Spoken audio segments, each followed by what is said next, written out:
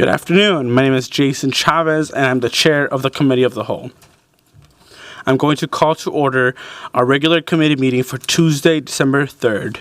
Before we begin the meeting, I want to offer a friendly reminder to all members, staff, and the public that these meetings are broadcast live to enable greater public participation.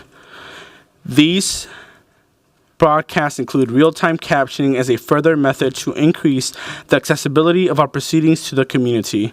Therefore, all speakers need to be mindful of the rate of their speech so that our captioners can fully capture and transcribe all comments for the broadcast. We ask all speakers to moderate the speed and clarity of their comments. At this time, I'll ask the clerk to call a roll to verify the presence of a quorum. Councilmember Payne. Present. Wansley. Present. Rainville. Present. Vita. Present. Ellison. Here. Osman. Present. Cashman. Present. Jenkins is absent. Chugtai is absent. Koski. Present. Palmazano. Present. Vice Chair Chowdhury is absent. And Chair Chavez. Present. There are 11 members present. Let the record reflect that we have a quorum, and I'd like to know for the public record that Councilmember Chowdhury has joined us, Vice Chair Chowdhury. Today we have 9 items on the agenda in addition to our reports of committees that have met the cycle. Item number 7 through 9 are from our settlement agreement and consent decree oversight subcommittee, and I will turn the meeting over to President Payne as the chair of that committee for that portion of the meeting. Items 1 through 4 are on the consent agenda. Item number 1 is an amendment to a resolution adopted in October making some technical corrections to the water and sewer service line assessments. Item number 2 is a gift acceptance for the National Academy of Sciences Transportation Research Board for travel and lodging expenses for Tim Sexton. Item number 3 is appointing Ayanna Smith to the Community Commission on Police Oversight. Item number 4 is setting a public hearing to receive feedback on the appointment of Daniel Lee to the Ethical Practices Board. I'll move approval of all these 4 items and ask my colleague if there are any questions. All right. Oh, I'll pass it on to Councilmember Osman. And also recognize that Vice President Chugtai has joined us. Thank you, sir. Chair, I appreciate it. I want to just briefly speak about item 3, Community Commission on Police Oversight. Ward 6 has been without a representation for a while, and I'm glad to finally have Ayanna Smith Coleman for appointments of Ward 6 beginning, I guess, this term. So I look forward for her representation and glad that we finally have someone in Ward 6. Thank you, Councilmember Osman. Seeing no further discussion, colleagues, I'll move approval of the consent agenda. All those in favor say aye. Aye. Those opposed say nay. The ayes have it, and those carry. Item number 5 is postponing the consideration of a presentation on the final report of an improvement plan following the 2020 civil unrest after action report. Per staff request, I move to postpone this item to the January 15th, 2025 Committee of the Whole agenda. Colleagues, are there any questions? All right. All those in favor say aye. Aye. Those opposed say nay. Any abstentions? That motion carries. Item number 6 is a resolution being brought forward by Councilmember Wansley expressing solidarity with nonviolent campus activism, opposing war and supporting Palestinian human rights, and urging the University of Minnesota, Hennepin County Attorney, and the City Attorney to drop charges against protesters arrested at the University of Minnesota on October 21st, 2024. Councilmember Wansley, I'll pass the floor on to you. Thank you, Chair Chavez. Colleagues, I trust that you have taken the time to review the resolution before today's vote since it's been public for several weeks, but I'll share a couple comments to give an overview of what led to today's resolution that's before you. So campus activism and nonviolent protests have been central to many crucially important social movements like the civil rights movement, the LGBTQ+ liberation movement, and many anti-colonial colonial struggles across and around the world. And nearly all of these nonviolent protests were criminalized and repressed at the time, but are nearly and now widely celebrated and praised for taking bold and necessary action to achieve social change. And since last year, University of Minnesota students and alumni engage in nonviolent protests on campus, urging the University of Minnesota to divest from the State of Israel and boycott Israeli academic institutions as part of a global nonviolent strategy to protect Palestinian human rights. The University of Minnesota is now attempting to criminalize and repress these students and alumni's efforts through the university systems and through the court system as well. And the university has evicted students from university housing. It has suspended them for as long as 2.5 years and has charged them restitution payments of over $5,000 each. And one alumni has also been charged with a felony.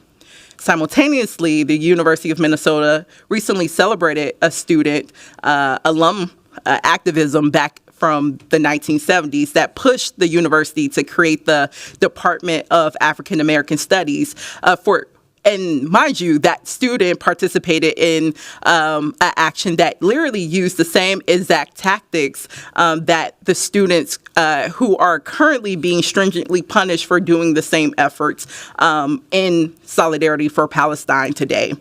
And I'm pretty sure decades from now, the University of Minnesota community will look back and honor students who protested for Palestine human rights in 2024. But we don't have to wait 30 years to acknowledge that those who are protesting against a genocide are taking a courageous stance today.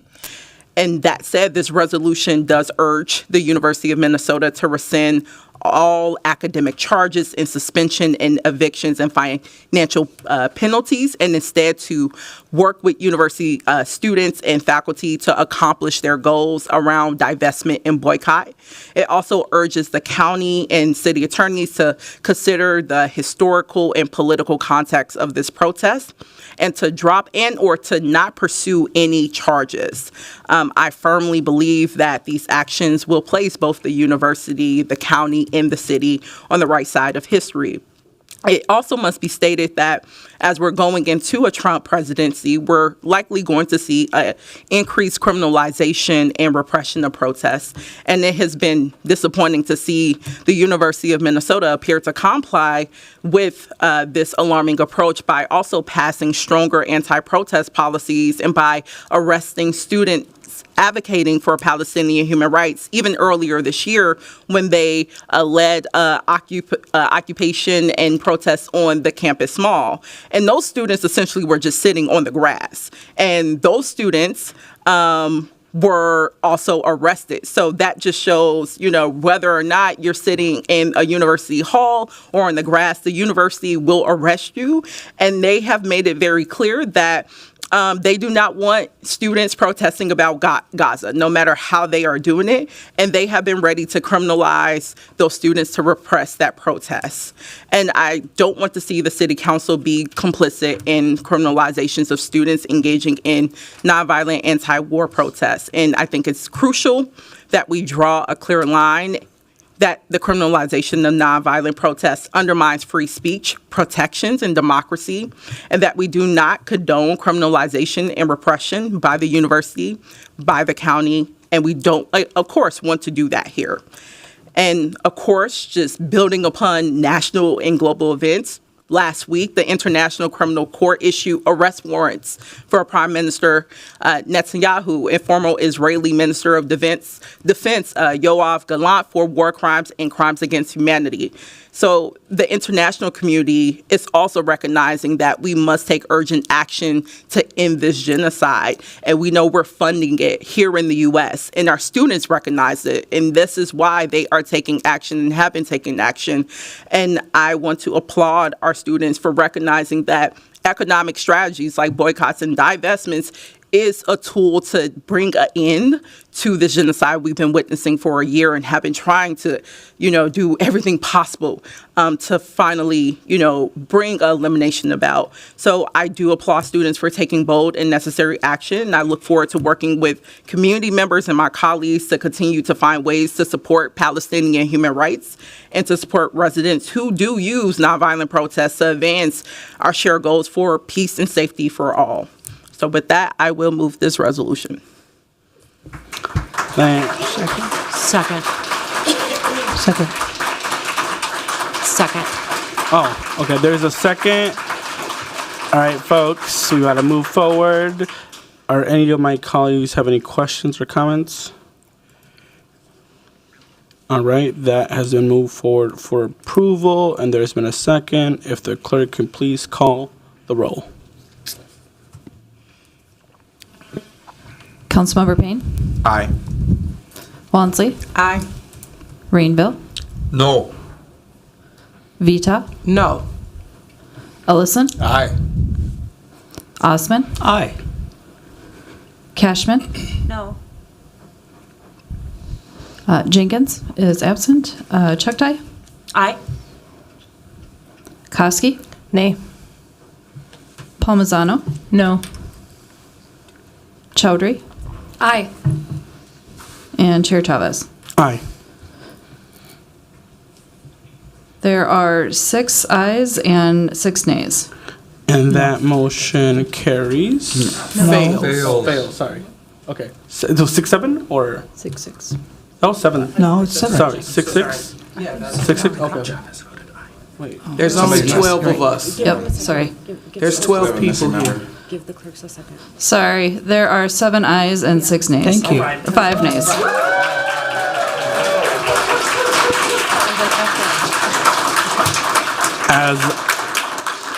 As I said, I did my own math here. That passes. As a chair, I count. Okay, moving forward.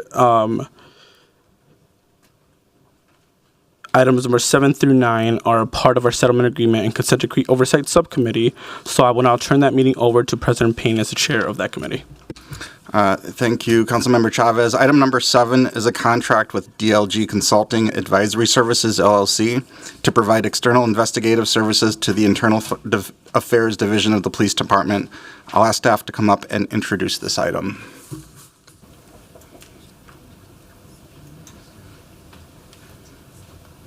Welcome, Commissioner. Good afternoon. I had to see what time it was there.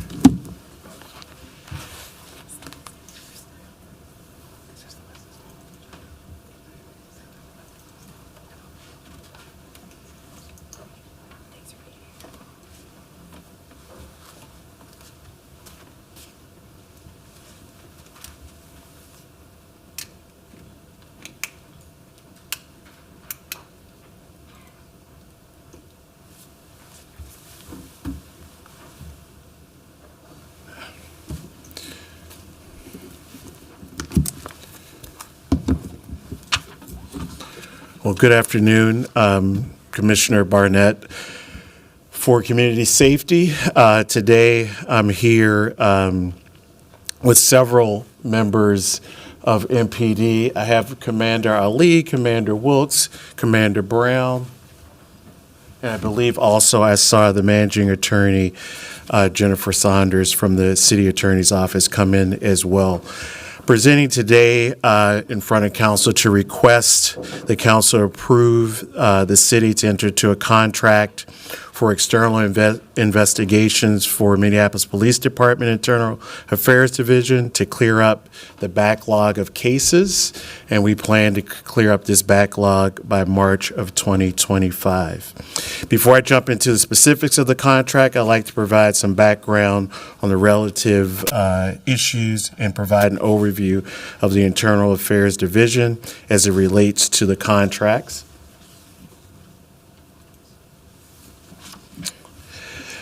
I think this council knows very well that the settlement agreement sets forth the requirements for the police misconduct and investigations, both in contents and timeline. The agreement requires that the investigations be thorough and complete, and also all relevant evidence obtained and reviewed and all possible violations of policy be addressed. The investigations must be completed within 180 days from the date of the complaint or that complaint being filed. The settlement agreement also sets forth requirements for a robust force review process to include reviews by 2 levels of supervision and leadership for higher levels of force. These reviews must happen quickly and are designed to provide feedback to the officer on the use of force and to allow the reviewers to refer to policy violations for misconduct investigations. We are proposing that the Internal Affairs be authorized to contract for external investigations on a temporary basis to clear the backlog that exists. This request is similar to what Council approved for the Office of Police Conduct Review. Currently, there is a significant backlog of both administrative misconduct cases and fourth review cases that are required by the settlement agreement. To clear the backlog, we plan to use the external investigation contract to address the new force reviews and expedited dispositions to allow the Internal Affairs Division of MPD to focus on clearing the backlog for both the administrative investigation of misconduct and force reviews. The goal of this is, again, to clear the backlog by year 1 of ALIFA's evaluation period, which is March of 2025.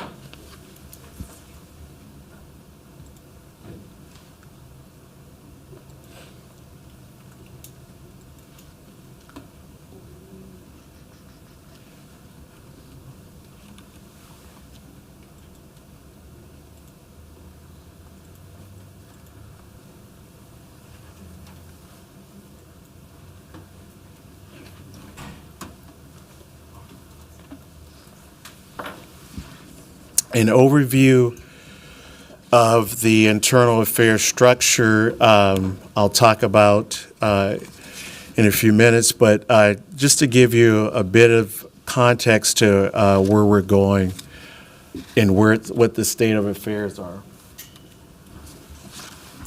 Internal affairs is divided into 3 different units. First unit that you see is the candidate investigation unit, which conducts background checks on all employees that require police level background check for the city.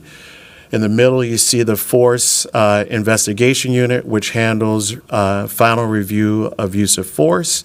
And then at the other end, you see the internal affairs unit, which handles investigations into alleged police misconduct.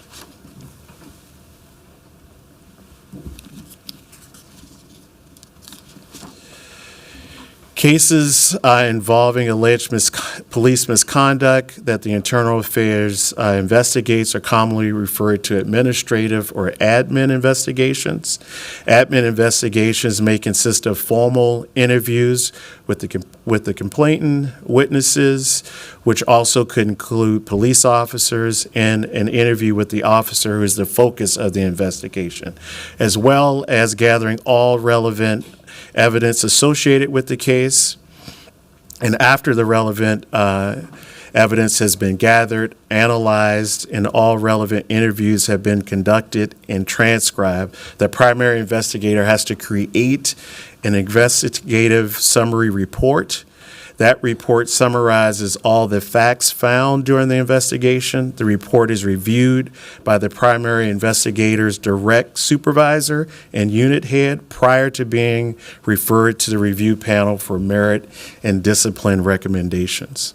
One subcategory of admin investigation cases is those eligible for expedient disposition. Those are cases where the facts are not in dispute and the officer agrees that there has been a violation of policy or procedures. There are some restrictions on these type of alleged allegations that are eligible for expedited dispositions, but most commonly they fall into about 4 categories: minor report writing issues, failure to continuously use lights and sirens while emergency driving or pursuit driving, preventable squad collisions, body-worn camera activation issues, or the use of profanity.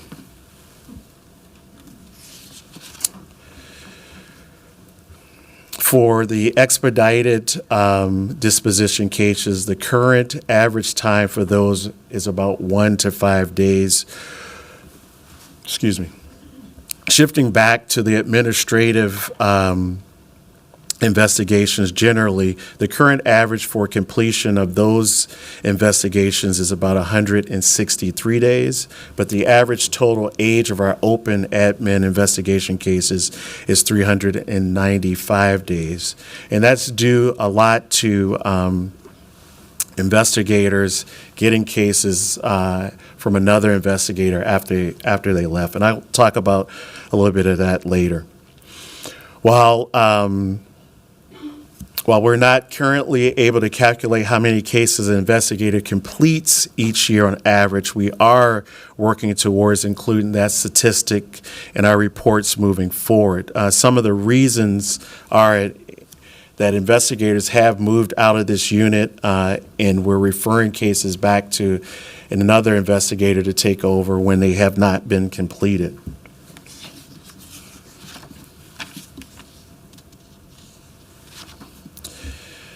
Now, looking at the force reviews, giving you some background there, the Force Investigation Unit was created in September of 2023 to be responsive to the settlement agreement. The purpose of this unit was to focus solely on incidents involving police use of force. This unit reviews all levels of reportable use of force, which may lead to a formal investigation. They clear about 34 cases a month. There are 3 levels of use of force, which I'll discuss in this slide. The first level, which is the lowest level, is level 1 use of force, and this is a use of force of a low-level incident by an officer, usually when they're taking a person into custody. This includes handcuffing and control techniques that do not lead to injury or a complaint of injury. There are currently 150 level 1 complaint cases open right now. Year to date, the Force Review Unit has completed 3,319 level 1 reviews. Moving on to level 2. This is a use of force involving use of a less lethal weapon or force that causes injury or a complaint of injury, but does not rise to a level 3 reportable force of use. This level 2 review takes about 8 hours to complete. There are currently 553 level 2 reportable use of force review cases open.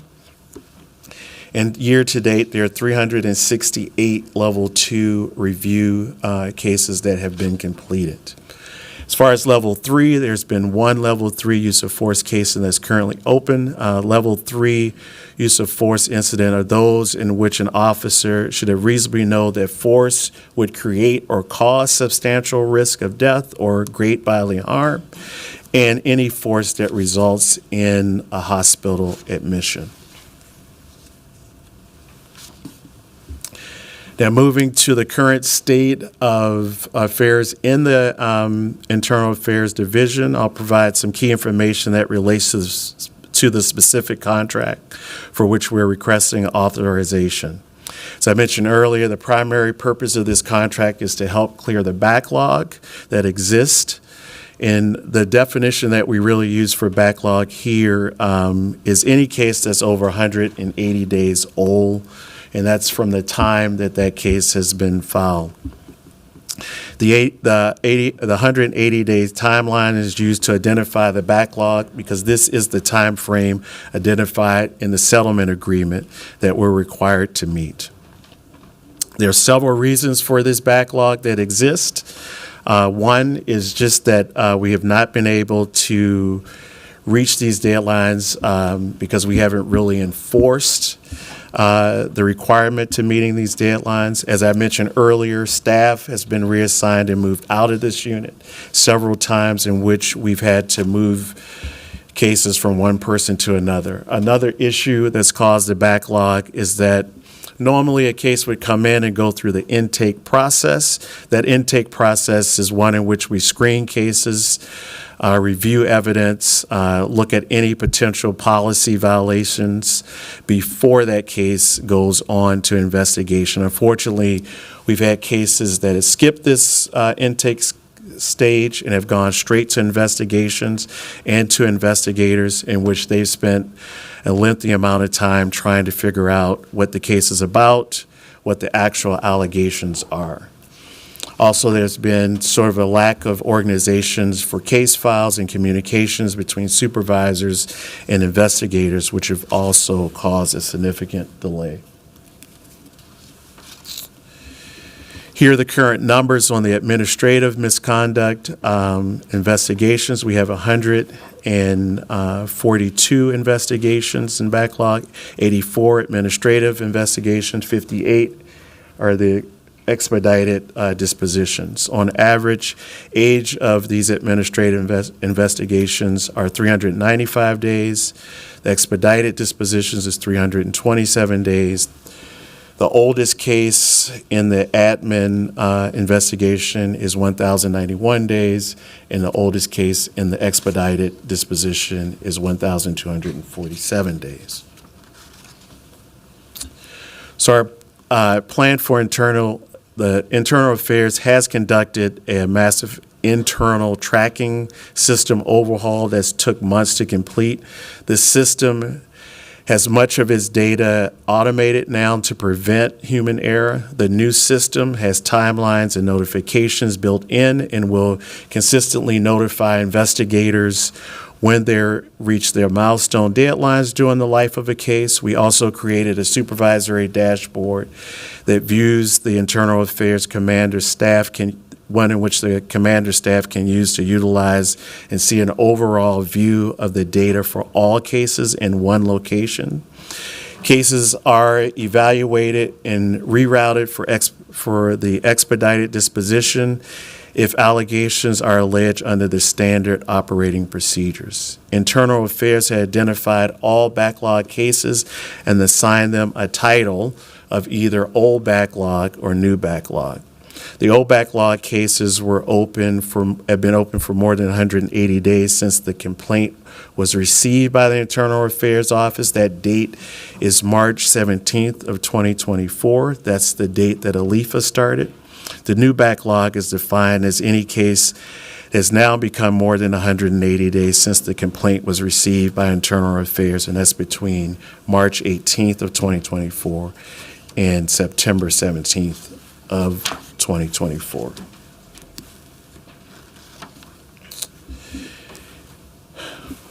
Sorry. Internal Affairs has assigned a priority to each case as either a high priority or a medium priority. High priority is defined as the oldest case or new backlog case that has a serious misconduct allegation. Medium priority is defined as a new backlog case that does not have a serious misconduct allegation. Each priority status was given a goal deadline for when the investigation summary report draft must be completed and submitted to supervisor review. The high priority cases have a goal report draft completion of January 15th of 2025. The medium priority cases have a draft report completion date of February 15th of 2025. Investigators are encouraged to work overtime to attack this backlog in any case that they need to. The Internal Affairs lieutenant and case managers are also using the biweekly supervisory review check-ins to check on cases in their progress and work through timeline issues as they come up. Internal Affairs has also shortened deadlines needed in various steps Some of these examples are scheduling interviews for officers. Instead of using the 10-day calendar, as noticed, we're using 5 days. Also, the time frame review for interview transcripts used to be 10 days. We're again using 5 days. Also, we're staggering how we assign cases. We used to assign them all at once, but now we're working to stagger the cases. The role of the external investigation firm that we would use, this firm would be we would ask that we would seek authorization to enter into a contract that would supplement all of the process all of the process improvements of internal affairs that as it made them to allow internal affairs to clear the old and new backlog. Specifically, the firm DLG would tackle new force review and the expedited disposition cases to free up the internal affairs staff to address those backlog cases.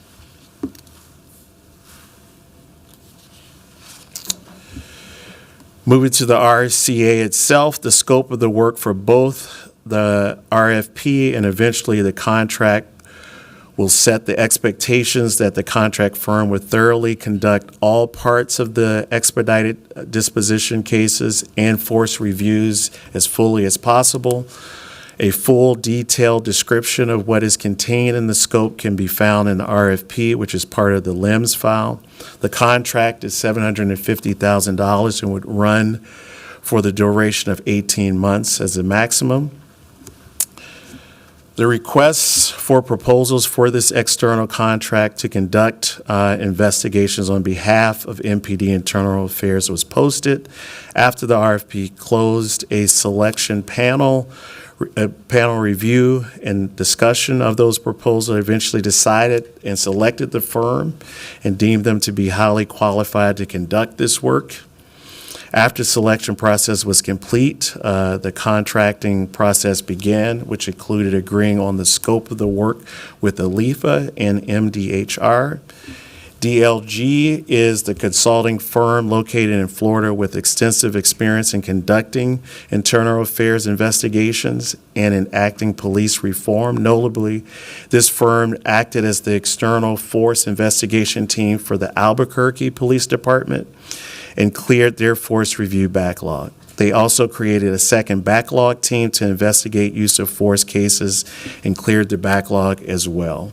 DLG is the firm with a large number of investigators and has the capacity to dedicate as many investigators as possible to fill the needs of our internal affairs division. As this firm is not located and this firm is not local, and based upon their expertise, they will focus on force reviews and can do the expedited disposition cases. Only internal affairs intake investigators will complete the intake for cases. During the intake, all evidence will be thoroughly reviewed to make sure we prep the best case for this firm as possible. This is also required per the SOP, that all evidence is reviewed during intake prior to alleging any policy violations. The internal affairs lieutenant and case manager assigned an investigation within this unit will continue to do the external investigators. The lieutenant and case manager will assign the staff necessary to be a liaison for the case to receive any requested materials and also available for any questions throughout the duration of the case. If there is a conflict of interest, we're screening for those for any possible conflict of interest. For expedited dispositions, IA has created a OneDrive that will be shared with the firm. We will upload all case materials for each assigned case to the OneDrive folder. The entire folder will be shared with the firm's supervisory level staff. The individual case files in the folder will be shared with the assigned investigator. External investigators are required to follow all processes that have been laid out in the SOPs. Additionally, the IA investigator liaisons are assigned to each external investigative case to make sure that all steps required for the SOP are followed. Again, we ask council to authorize this contract with DLG to do the work necessary to clear the backlog. I would also like to share with you that we do have the support of Alifa, who's our independent evaluator for this plan to clear up the backlog. Thank you. I'll stand for questions. Thank you, Commissioner. And I'll also, before opening it up for questions, just let my colleagues know this was a presentation that I asked for during agenda setting, so I really appreciate you putting this together. And just as a reminder, and you mentioned this in your presentation, but just want to make this connection. This is tied to a contract that we approved some months back with Wiley Reber, and the initial scope of that contract was to have both internal investigations and OPCR case management through one firm, and we made an intentional decision to divide that out. This is the continuation of that decision to get the contract for the internal affairs investigation. So with that, I will open this up to questions or comments, and I am not seeing any. So I will move approval of this item, and all those in favor say aye. Aye. Opposed, say nay. That carries. And the next item is a contract. Item number 8 is a contract with Exceptional Edge Consulting LLC for police training services required by the MDHR settlement agreement. I'll ask staff to come up and introduce this item. Welcome, Commander. Sir.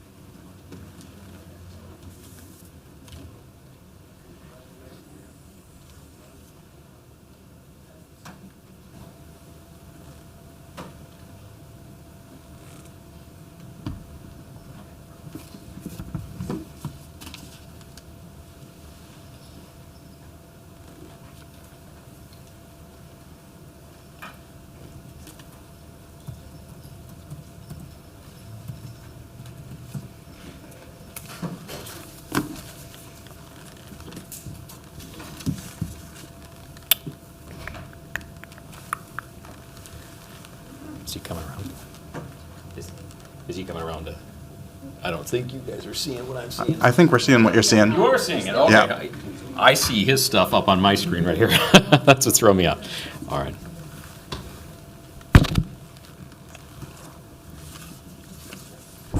One second. Yeah, sorry.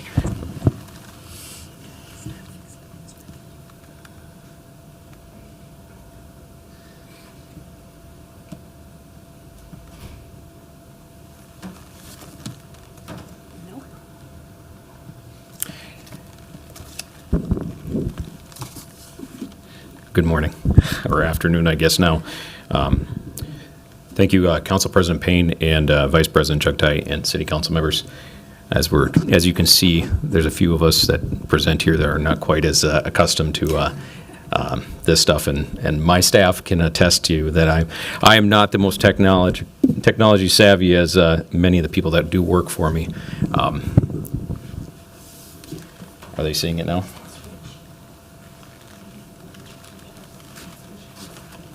Yep, we're seeing it. If you just press It doesn't the from bother beginning me. button at What's the that? top. If you just hit the from beginning button at the top there. There you go. There you go. How many lawyers?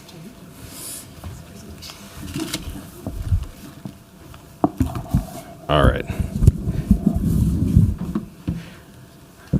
For once and all, I can say that it's nice to have that at least one other person that couldn't quite get it right the first time, so it's not just me. That's crazy. So thank you, Council, for hearing me out on this, and thank you for your consideration on this sole source contract. So This is an opportunity for me to just give a discussion and express some of the changes that MPD is implementing for the training division, many of which are, I would say, long-awaited changes, both with the police department as well as how we do training in our police department. This brief discussion here is just to present to you an example of two of the amazing trainings that we intend to bring to the police department to all the officers. So specifically, these two trainings are stop, search, citation, and arrest, which includes disorderly conduct and obstructing the legal process, as well as non-discriminatory policing. So both these trainings are settlement agreement trainings.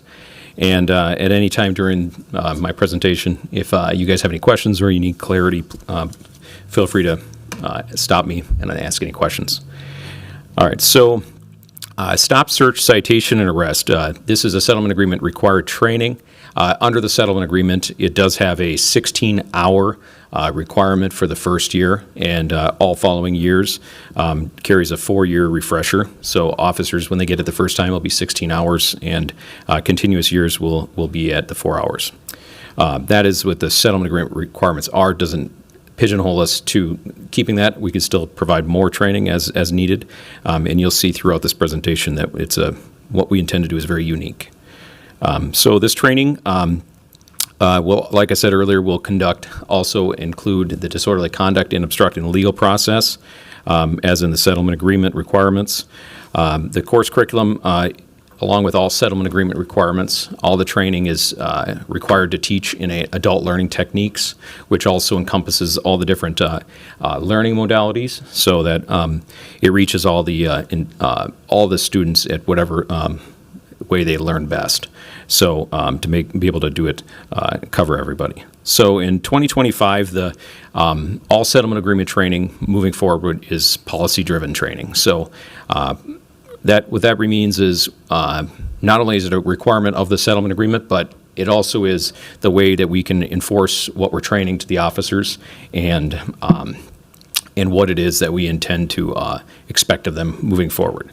So currently, the stop, search, citation, and arrest policy is currently sitting in the community feedback phase of the approval of the policy. So any of you or anybody in the public that's watching this could go onto the website or show up to one of the listening sessions to provide their feedback on the policy for stop, search, and arrest at this time. So the training curriculum specifically to stop, search, and arrest will include all the elements that are in the title: stop, search, citation, arrest. But in that, as well as when in addition to stopping someone, detentions will be covered, searches and seizures will be covered, as well as the citations, arrest, and stops of vehicles and such. So historically, just to give a little bit of a background, historically MPD had different trainings that would conduct and cover most of the stop, search, and arrest stuff. And those trainings oftentimes would be an 8-hour training that basically was a PowerPoint. It was very much an instructor instructing people in front, talking about policies and expectations, as well as hitting the tactics that are required for the training. So the second half of the training of those each day was the scenario-based instruction, which oftentimes was just hitting the learning objectives from the earlier course and making sure that officers were showing those learning objectives. The second instruction that we intend to produce here is the non-discriminatory policing training. This is also a settlement agreement training. It carries a 16-hour requirement, just like stop, search, citation, and arrest. But after the first year, it still remains an 8-hour mandatory training per year. This course curriculum also carries the adult learning techniques and modalities requirement from the settlement agreement, and also is policy-driven. So the policy currently for non-discriminatory policing is also in the community feedback stage, and is open for that community feedback for, I believe, roughly 25 more days, probably, sound about right? Something like that. I think it's mid-January when it'll be done with the, or first part of January when it's done with the 45-day community feedback. Training curriculum specific to the non-discriminatory policing will cover strategies for effective policing, specifically relying on non-discriminatory factors when doing enforcement. It will involve getting communities' perspectives on how we provide justice and police the city, as well as the strategies to ensure that the protection of civil rights for all. So historically, when non-discriminatory policing was generally taught, it was taught initially as a 2-day course where we talked about the non-biased policing and people's implicit bias, and then the second day was usually following up talking about historical trauma and how we can apply that generally to law enforcement, as well as what the community and how it impacts them and what they think of us. So that was oftentimes a way that was incorporated in the past.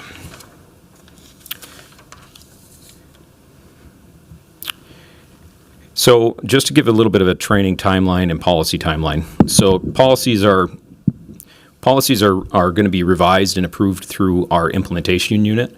And implementation unit uses feedback from, well, in this case, for these two large bucket items from the settlement agreement, they get the community feedback as well, but they get the police officers' feedback, and the trainers and instructors that are going to be teaching the course often have a hand in development of the policy, so we can make sure that the training is starting to move forward when you're developing the curriculum for the training, and it mirrors the policies. So the training right now is staked to start developing in January 2025. We're anticipating that that MDHR and LIFA will be able to approve the policies fully by probably late February or March at the latest. So the January starting of curriculum will be at a very broad pace, trying to develop some of the needs and requirements of the settlement agreement and the training, but also they'll be doing the fine details once the policies are completed. Training delivery is slated for December going into in the end of the year. This is, as I said before, both of them have a 16-hour training requirement, both stop search, citation, arrest, and non-discriminatory policing. So we're not by my goal, and I'll talk about that here shortly in my discussion, is I fully intend to integrate both those trainings together, and I'll explain why and why it's important, but also note that we're not shorting by integrating the trainings, we're not shorting the number of hour requirements that are stated in the settlement agreement. So to move forward and to just talk about why is it important that we form this partnership with Exceptional Edge, and why this is the best moving forward. So Exceptional Edge, MPD had contracted in late 2023 with Exceptional Edge, which is owned by Dr. Luann Pennell. So Dr. Luann Pennell, she was the former LAPD civilian training director who came into and worked 23 years with LAPD, and she basically completely revamped what they did, revising their how they're doing the training, the curriculum, as well as how they do instruction in their training facilities for their police department. So in 2001, LAPD went underneath a DOJ consent decree, and under her leadership, they were able to get out of the consent decree just last year. So the staff that she has in Exceptional Edge Consulting, they came with her last year when we contracted with her company for the instructor development course. Her instructors are California Post Master Instructors. So what's significant about that is, imagine that you had a state that, so in case, say Minnesota Post, if they had curriculum writers that would make sure that you were hitting all their post mandates, but they had a big part in making sure that the standard of the training that you're doing by teaching your instructors and making sure that they understood how to teach in adult learning techniques and covered all the different learning modalities. It would be it would be impressive. I've had this conversation many a times with people. The only thing we can do is try to do our best with, and that is to copy that type of thing by bringing them in and having them get our instructors up to snuff in that in those same techniques. So Exceptional Edge came and conducted a 40-hour training for MPD instructors, and basically really brought us into leaving the old instructor on the side and really bring him into the level of facilitating and facilitating the instruction for officers in training. So while Dr. Pinnell was in town, we had talked about all of the mistakes that LAPD over the course of the 23 years of her service with them. What is their training?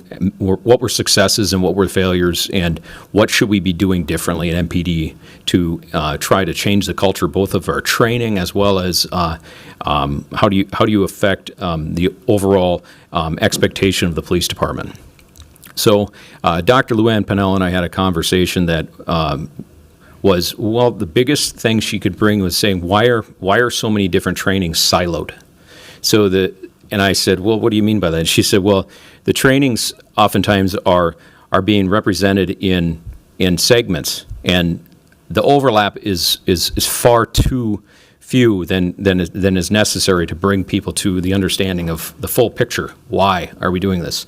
And so the situational decision making is what LAPD developed, otherwise known as SIT-D, and LAPD had implemented that under her instruction, and what it did was it provided the people the why, and it provided the people with some repetition and training so that when situations do change, and they will change, especially in law enforcement, you'll be better prepared for it, both at the time as well as the impact that it has on the officer afterwards. So situation decisional making right now is being applied to a couple different agencies across the United States. So just to give you a little brief synopsis of what situational decision making specifically is it implements a science-informed training that can improve officers' decision making in ambiguous, high-stress situations. So the overall impact it has on the officers is that it prepares them for what they don't know. It prepares them to think about situations before they occur and to make sure that they are making these considerations before they are put in the situation to begin with. The unique thing about this is it was seen success in LAPD, and the former assistant chief and now retired Dr. Sandy MacArthur, she was the assistant chief of training at the time that she retired of LAPD, I believe, and she worked with Dr. Pinnell in implementing this program with LAPD, and they saw a lot of successes. Currently, Dr. MacArthur, she works in a department of the University of Chicago called the Crime Lab. And the Crime Lab reached out to the city of Chicago and was able to implement situational decision-making into the program at Chicago PD. Not only that, but with her background in education, she was able to do a research study in order to see the effects on the training being applied to Chicago PD, where she otherwise didn't do in LAPD. So some of the results that situational decision-making was able to have in Chicago PD, SIT-D trained officers, those officers were 23% less likely to use force. It led a 23% reduction in discretionary arrests for charges such as disorderly conduct and obstructing a legal process, both of which are settlement agreement requirements for under the stop, search, citation, and arrest for MPD. It had fewer racial disparities in policing. They saw a 11% reduction in the arrest of black individuals by teaching to avoid the cognitive biases. A unique thing was they had no changes, showed no changes to positive police enforcement. Oftentimes when new programs are being introduced or policies are being changed, people are always saying, well, how is it going to affect the safety of our people. If you're going to hear all kinds of people, and some of them are your constituents that'll question, well, what is the effects going to be? Are my people going to feel less safe because of the changes in how MPD is moving forward? And I can tell you, we're moving forward in a positive way. This is an example. There's no changes to positive police enforcement. So they saw in the Chicago that officers that went through CIT-D, it didn't stop them from doing police work. It just made them better. So arrests for guns, traffic stops, warrants, citation arrests, those were just a couple examples that the study found had no negative effect in the numbers. They found fewer officer injuries, a 49% reduction in officers taking time off of work for injuries, and they found that officers who did attend the CIT-D reported greater confidence and demonstrated changes in how they regulate their emotions and strategies for coping stress. I think everybody in this room that has been around with Minneapolis for a while has been part of being in the community when we've had stressful times. I mean, there's been stressful times where we had to take recesses in the council meetings. It affects everybody, and the decisions you make that you make today, right now, are different than the decisions you made the first time that you had to call recess for feeling those stresses from your positions. And that's what it's about. It's about learning from things and being prepared for the next time some situation that is ambiguous, like situational decision making talked about, in being prepared to make the right decision. So here's the ask. So MPD says we really do need to implement and integrate these trainings, both stop, search, citation, arrest, and non-discriminatory policing.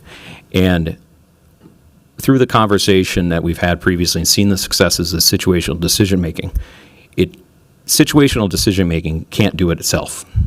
MPD is very unique and needs to be trained to MPD needs. Those needs are found in stop, search, citation, arrest, and non-discriminatory policing. But we're going to grab onto the successes of situational decision-making and create a new course. So the new course will cover all the mandates that we have in the settlement agreement, but it'll also bring in the successes of situational decision-making and be able to implement it in our police department. And the unique thing is it's not one day of training where we teach stop, search, citation, arrest, and the next day we're teaching non-discriminatory policing, and then the next day we're teaching CIT-D. No, we intend to integrate them fully into each other. So explaining to the officers how to be just and how to make sure that you're not using any kind of biased cognizes when you're making decisions on the street, and to understand how to implement them in doing their job successfully on the street. So. While also preparing them for the stressful situations to ensure that they get repetition in decision-making and in scenarios in using the adult learning techniques for our instructions to make sure they're the most prepared police department out there. So what we intend to do is we intend to have it be a 4-day, 32-hour training. So the 4-day, 32-hour training encompasses the settlement agreement training, but we don't cover it in 4 straight days. So the reasoning behind not instructing and doing it in 4 straight days is, sure, it could be a check-the-box training, but what it doesn't do is it doesn't put into account that officers can go to one training on day 1, learning both three elements, both the non-discriminatory policing, stop, search, and arrest, and CIT-D, but they can take it back to work the next day and start implementing some of the changes and start seeing, hey, I can see successes in this, but it doesn't end there, because in 1 month later, they're going to be once again coming back and hitting all 3 elements of the stop, search, citation, arrest, non-discriminatory policing, and situational decision-making. So they can each apply those, each one for 4 days from September all the way to December. And it's not just because the micro-learning or the separation of learning is not just the best practice, which it is, but what I can tell you also is that by separating the training, each of you can tell your constituents that the training division is not only interested in making the police department the best trained police department in the state or the United States, but what you can also say is they're still doing their best to protect the people that are on the street. So I can't, in good standing, say I want to run the training division and I want to run everybody through training in 6 months. But what I can say is that by splitting it up, where they're doing 1 month of training, I can split that training over 25 training days and make sure that there's always going to be staff, the best way we can, staffing in the streets for Minneapolis. So it's important. It's really the only way to do it, and that's why it's set up this way. So there's not a whole lot that I can say about this particular subject. I can just say that I can answer any questions that you have, but I can also say how proud I am of the training division, how hard they work every day to bring the best training forward for the police department. I can tell you that and speak to the fact that there's no pushback. I think people are shocked when they hear that when the ask is so high, that I can tell you that the people that are wanting to be in our training division they're there because they're committed to the change. They're committed to bringing about the best training for MPD. And it would probably shock you to hear that there's only, between sworn and unsworn, only 16 people assigned to the training division currently that work underneath me. And whether we have 900 officers or whether we have 560 officers, we don't waver from providing the best service to that. So, another quick little element I can throw in there, Titty, for everyone is on September 17th, the MPD training division, amongst other departments within the police department, had successfully passed a very robust and compliance review and audit from the Minnesota Post Board. So the Minnesota Post Board is where we get our licensures from, and they came through in the past, and historically we've had a really tough time or just strictly not passed the audit. I can tell you in the transformation that MPD has been making, these changes over the last several years here, we passed the audit. We passed the audit the first time. We passed it both with that encompasses making sure that every officer is compliant to the training, meaning that everybody's attended the training. We have records of it. We keep records of it.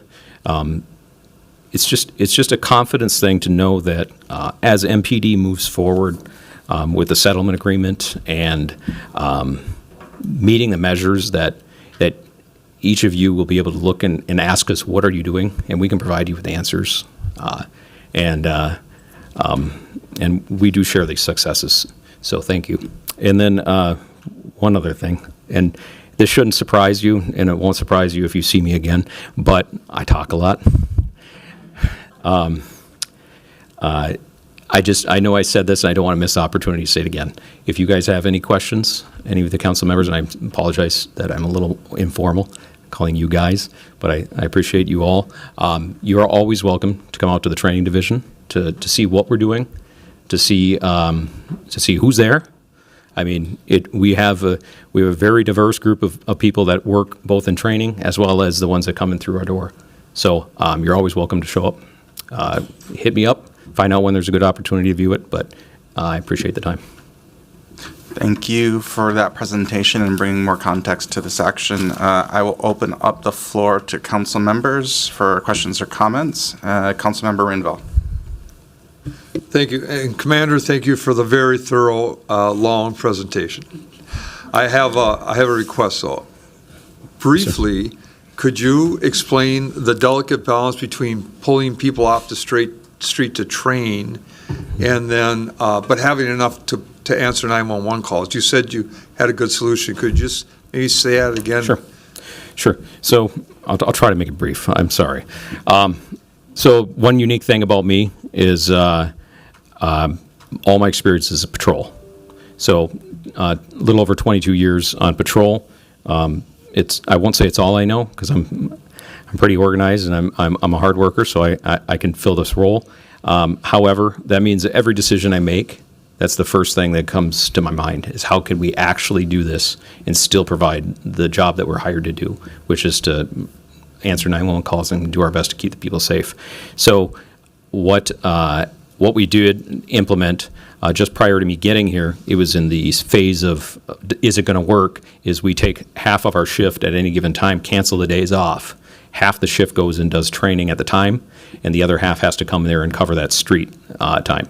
Now, historically, Minneapolis has always had a unique scheduling ability, meaning the officers at the beginning of each 28-day cycle get to select their days off. This is also for recruitment, if anybody's listening.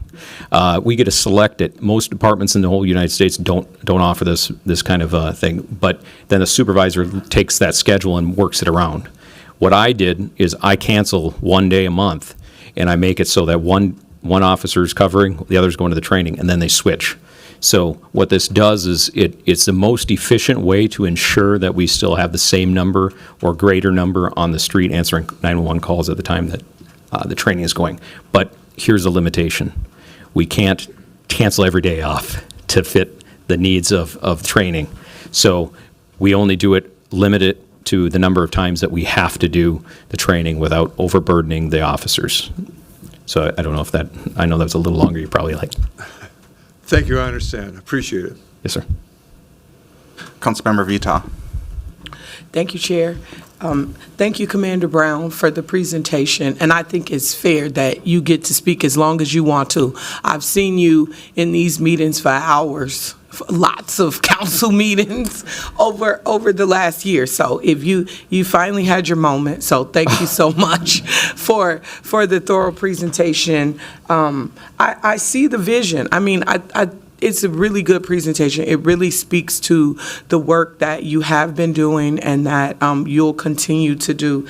The commitment to the reforms, to developing our officers, our new officers, and our existing officers is really promising. I really appreciate this presentation, and I want to be able to support in whatever way that I can to make sure that you have what you need to keep developing officers. And like I said, just the reforms. I've had the pleasure of coming over to the SOC and visiting you in action and working with new officers and working with community. And I love what you've brought to this position. I know you thanked the people who work with you, but I just wanted to make sure that I thanked you for your service and for your commitment to training and your commitment to the department just as a whole. Thank you so much, Commander Brown. Thank you, ma'am. Councilmember Palmisano. Thank you. Mr. Chair, Commander Brown, I echo Councilmember Vita's sentiments. More integrated training is incredibly important. I've had an opportunity to participate in different types of training over the years. Many people go on ride-alongs with our police department, but I really encourage people to take part and sit in on some kinds of police trainings. I think that many people that I've talked to about it once I've left are particularly, it really opens their eyes as to police work when I am able to talk about having spent almost a full day with with incoming police officers to identify and preserve evidence for strangulation victims, for example. Which is a really complicated thing and something we're always working to get better at. Whether it's talking about and taking somebody with me to the mindfulness training that police have had in the past. So I thank you for all of this. You have a tremendous responsibility here that we have a lot of faith in you for. And it is important to say and reiterate, and you did reiterate it, but about the positive and eagerness, positivity and eagerness that I see coming from officers to go through this and to sit through these days. I mean, in some ways, maybe it feels like a day off, right? Like they're not out on the street responding to 911 calls, but to really be able to think through this, I think it's really important for the public to hear there is not resistance to this kind of effort. So thank you for being a big part of it. Thank you, ma'am. Councilmember Rainville. Thank you. And Commander, I just want to echo Councilmember Palmisano's request. If you could send all of us an optimum time, after the first of the year, when we could come and just observe the training. We make so many decisions about the police department. The more knowledge we have, it would be helpful so we can make good decisions. So if you could let us know when there's good times to come out and watch a training, that'd be great. Yes, sir, absolutely. Thank you. Looks like that covers everyone. Thank you so much for being here. Oh, Councilmember Osman. Thank you, Chair, Council President. Commander Brown, I really want to thank you for not just being here, but also being in the community. Every community gathering that I attend, and you're there. And I appreciate you and Inspector Gomez and all the other great officers and commanders and leaders we have in our city. So much appreciated, sir. Thank you. Thank you, sir. There we go. Now, seeing note of Councilmember Chowdhury. All right. Thank you, Commander, for your presentation. I just had a quick question. I know training development starts January 2025, and then the policies in February, if all goes to plan, will be found compliant. Is that who's the agency that determines compliancy? Is that ALIFA? Is that the state? Yes, ma'am. So the way the policies that lead into us are trainings. So if it's a settlement agreement required training, then all policy that leads into it must be approved by MDHR and ALIFA, the independent monitor. Great. And then there's quite a bit of time before training delivery starts. So between February 2025 and September 2025, what's happening at that time regarding the training? You know, she asked, okay, just so you guys all know. All right. So one of the biggest things with bringing all of our instructors into the new instructor development course and bringing them into the facilitating idea is when you're developing curriculum for an 8-hour course where you're just doing a PowerPoint. So like I know it seemed like a really long time I talked, which it probably was. Sorry. That took me an hour to create that, and then someone else actually, because I'm not technologically savvy, created the PowerPoint. Yes, I've done PowerPoints many a times. I just didn't have time. But they wrote the PowerPoint for me, and that could be done in 3-4 hours. So an 8-hour training we did used to be produced in 40 to 100 hours of work goes into that, maybe a week to develop a training if there's multiple people working on it. Right now, for one 8-hour course, it's roughly 1,000 hours of work that goes into developing a course where you're constantly pulling people off and creating different learning, using different learning modalities to facilitate the training. So like doing teach backs. So you're actually have to do lesson plans that are very detailed and how and exactly verbatim, word for word, what it is you're giving as an instruction for the students to follow, so that they can teach back that they understood that the learning objectives. And by doing that, it's actually becoming knowledge in their brain, not just something they can test out and forget about it when they drive away. So in order to really engage them, there's always I'd love to be able to give you some of those examples of lesson plans from, say, 2017 and lesson plans from 2024. They're exceptionally different, and each one of them is going to be done in compliance with both the expectations of the training as well as outlining where it meets the standard of the settlement agreement in each one of the trainings. So it's just the amount of hours put into each one of the training and developing it. In addition to, we have to leave time for approval. So when they finish writing, I'm guessing it'll probably be done, if they can start with a broad outline of the training curriculum in January, start hitting some of the details and fine points of the policy in February, March. It's probably going to be around May before they are able to have a finished product where they can provide the product to MDHR and ALIFA for feedback. Then they have to either justify why they don't make the changes to meet the demands or the feedback of MDHR ALIFA, or they need to make the changes and revisions to meet those. And then they put it back up for submission for compliance. So it could be a process of a couple months of back and forth between MDHR, ALIFA, and myself and my team. So to get the compliance training. And then they're going to be conducting probably in August a train the trainer so that MPD can train and own the training when they present it to the officers. So. Thank you. No, that was Long really answer. helpful. Yeah, no, it's time. It sounds like time to build out the infrastructure of the training, and then it sounds like there are a few more checkpoints with the independent monitor and compliance. And so, will the folks from Exceptional Edge Consulting, will they be coming to Minneapolis in January and then sticking around throughout the duration of the training development and then training delivery? Yeah, they'll be in and out. Yeah. So they'll be. I'm assuming they'll probably be here in the first couple months of the year, making sure that they really grasp it, and then after that, they'll be doing some. It'll be constant meetings with them, most likely in teams, because none of them are local, to ensure that they are understanding and not taking too much autonomy in what they're developing. So they want to make sure that it's MPD and it's specific to us and it fits us. So lots of back and forth, but yeah, they'll be in the city.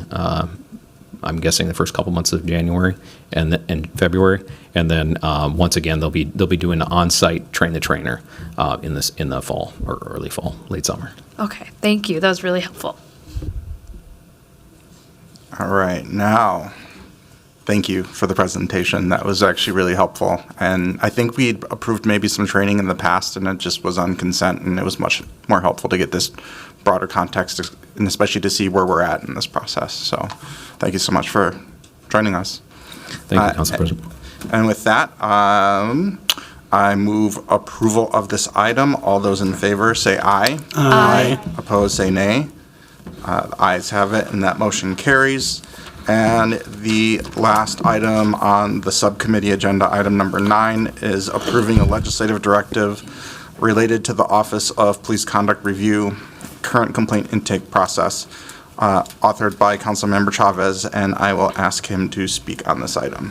Thank you, President Payne. I am bringing forward this legislative directive that I worked on with the Civil Rights Department and the City Attorney's Office. This legislative directive will provide a description of the Office of Police Conduct Review's current complaint intake process and any recent improvements, including measures that OPCR has instituted to facilitate communities' access to complaint filing mechanisms.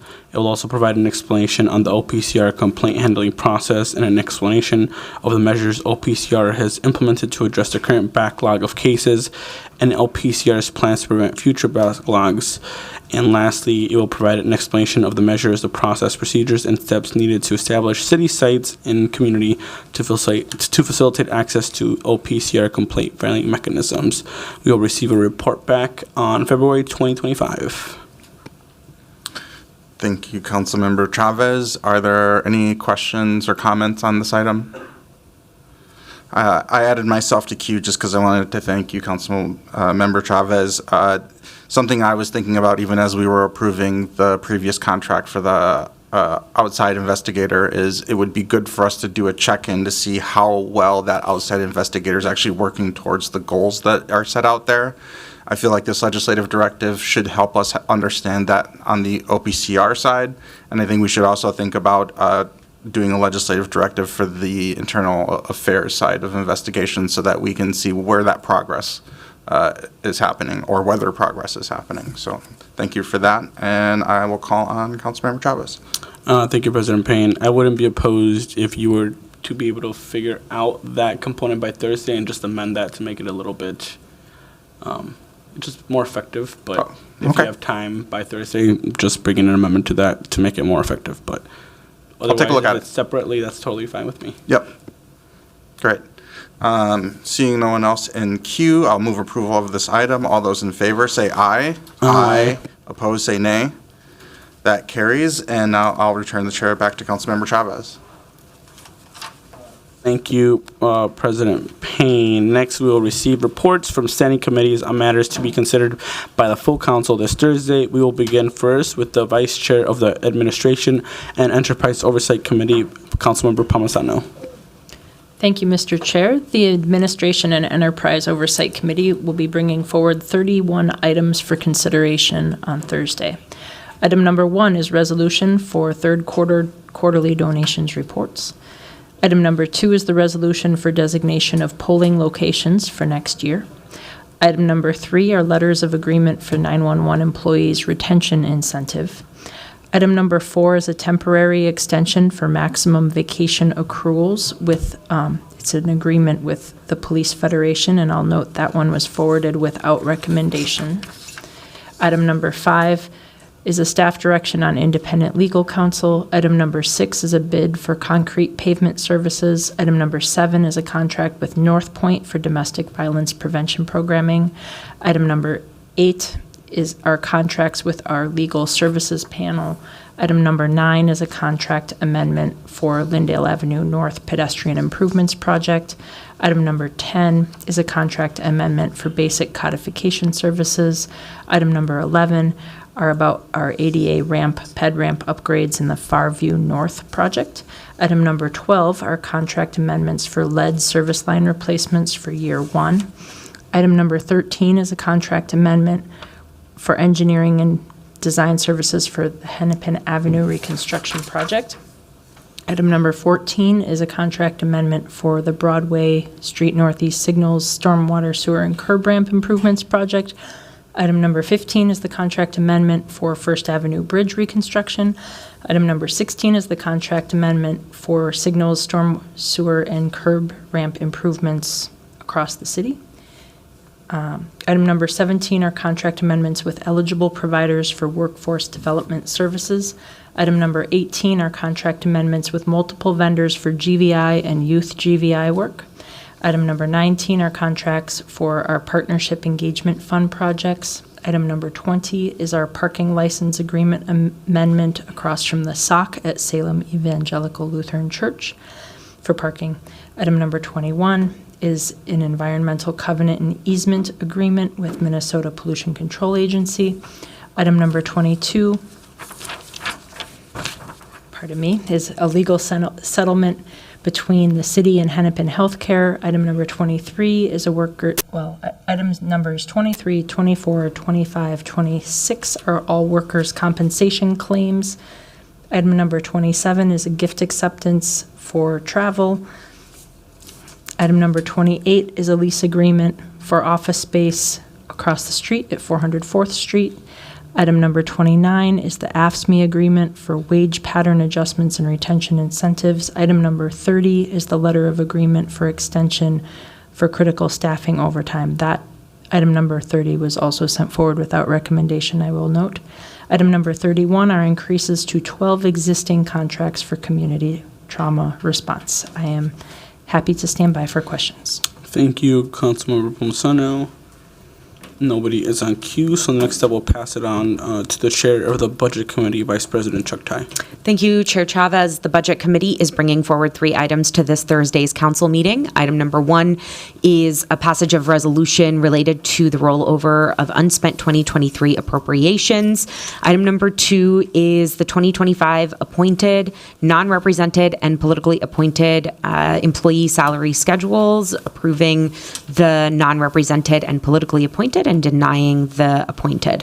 Item number 3 is approving the appointed position in the Office of Community Safety for a Deputy Commissioner of Community Safety, along with a salary schedule. I will stand for any questions. Thank you. There is no one on queue, so next up we'll go to the chair of the Business, Housing, and Zoning Committee, Councilmember Osman. Thank you, Chair Chavez. The Business, Housing, and Zoning Committee will be bringing forward 21 items on this Thursday council meeting. Item 1 is approving on-sale wine with a strong beer, no live entertainment license for Urban Work, UFM. Item 2 is approving on-sale liquor with Sunday sales, general entertainment 2 a.m. license for Rabbit Hole. Item 3 is approving on-sale wine with a strong beer, no live entertainment license for Mother at 205 Park Avenue. Item 4 is approving an interim use permit for 30-bed emergency shelter at 1803 Bryan Avenue North. Item 5 is authorizing a revenue bond issuance of up to $221 million for children's health care. Item 6 is authorizing a host approval for bond issuance up to $10 million for Catholic elder care. Item 7 is approving 5 liquor license. Item 8 is approving 3 liquor license renewal. Item 9 is approving legislative directive related to the Affordable Housing Trust Fund. Item 10 is authorizing exclusive development rights to Wolfpack promotional for property at 2034 West Broadway. Item 11 is approving revised development terms for redevelopment contract and 99 years ground lease with United Properties for partial at Arbor Harbor Terminal. Item 12 is authorizing an ownership and opportunity fund loan for commercial property at 4010 East Lake Street. Item 13 is authorizing 11 Great Street facade grant program funding agreement. Item 14 is authorizing a contract amendment with Project for Bright Living at Bloom Lake Flats Housing Project. Item 15 is approving 2 MPHA board appointments. Item 16 is approving 5 HPC appointments and reappointments. Item 17 is approving 11 Minneapolis Advisory Committee on Housing appointments and withdrawing the appointment of Kristen Perch at the request of the applicant. Item 18 is approving right-of-way vacation of portion of Cemetery Street Northeast.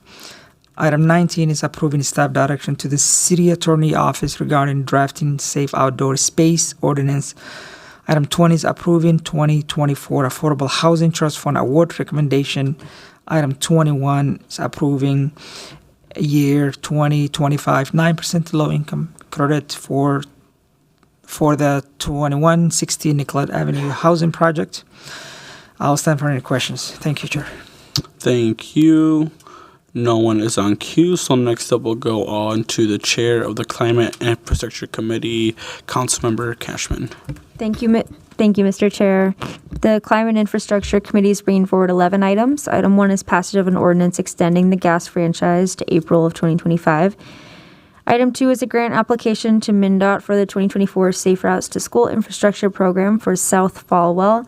Item 3 is authorizing a grant application to the Met Council Environmental Services for the 2025 Property Inflow and Infiltration Grant Program.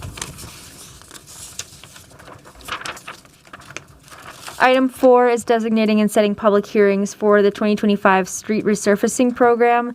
Item 5 is amending the Capital Improvement Appropriation Resolution for the Asphalt Pavement Resurfacing Program. Item 6 is approving concept layout for the Pillsbury Avenue Bridge project over the Midtown Greenway. Item 7 is authorizing a subordinate funding agreement with the Met Council for the Blue Line Light Rail extension. Item 6 is amending the Capital Improvement Appropriation for water distribution improvements. Item 9 is amending the Capital Improvement Appropriation for water distribution improvements. And item 10 is approving appointments to the Community Environmental Advisory Commission. And finally, item 11 is approving the concept layout and easements for 38th Street in Chicago, George Floyd Square, and this item was sent forward without recommendation. I'll stand for questions. Thank you. No one is on queue, so next up we'll go on to the chair of the Intergovernmental Relations Committee, Councilmember Chowdhury. Thank you, Chair. The Intergovernmental Relations Committee is bringing 5 items for approval. Number 1 is passage of the resolution for Frank Hornstein honorary resolution.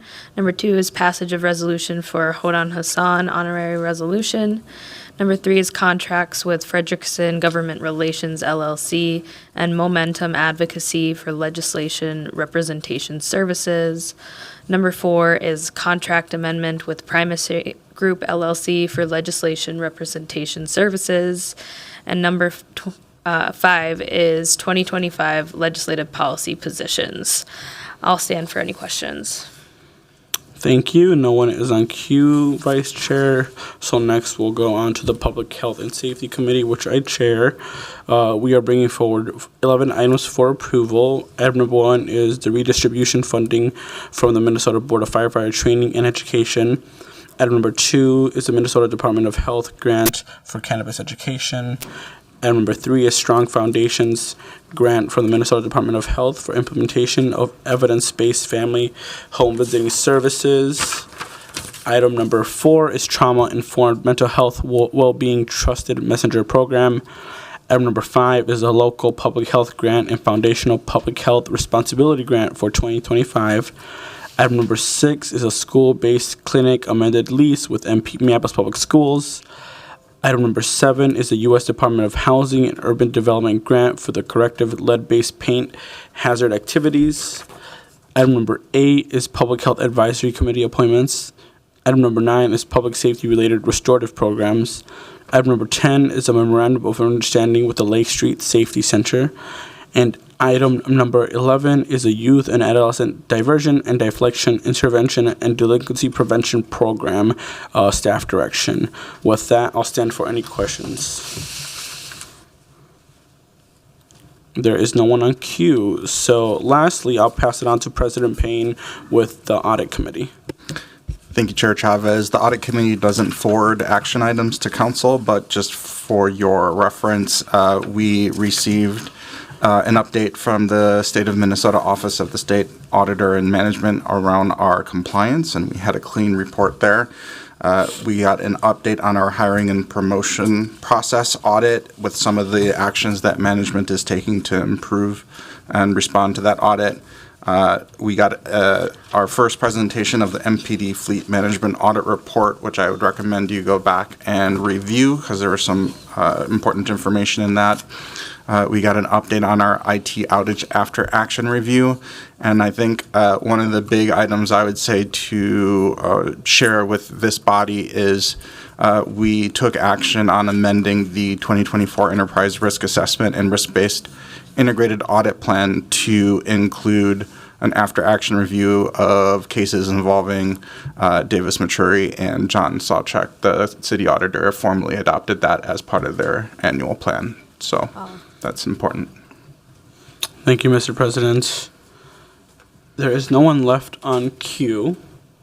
So with that, we've concluded all business to come before this committee today, and hearing no objection, I will declare this meeting adjourned. Thank you. For tomorrow.